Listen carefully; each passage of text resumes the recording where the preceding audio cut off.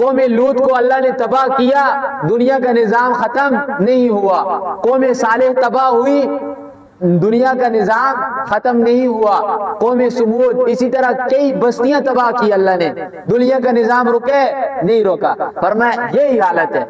مکہ والے اس وقت قرآن کے مخاطب تھے کہ مکہ والوں اگر اللہ تمہیں غرق کر دے، ختم کر دے تو دنیا کا نظام ختم نہیں ہوتا۔ تو قرآن تمام امت کے لیے، آج ہمیں بھی یہی سبق دیا جا رہا ہے کہ اگر آج ہمیں بھی اللہ تباہ کر دے، ختم کر دینا، تو دنیا کا نظام کے اندر کوئی کسی قسم کا فرق نہیں پڑتا۔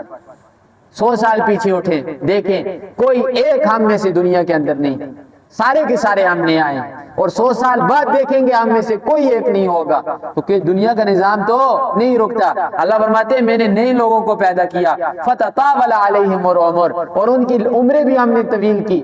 آج ہماری کیا عمریں ہیں؟ 60-70 سال کیا کوئی عمر ہے؟ کسی قسم کی کوئی عمر یہ گنتی کے اندر شمار نہیں ہوتی اگر پہلی امتوں کی عمروں کو دیکھا جائے۔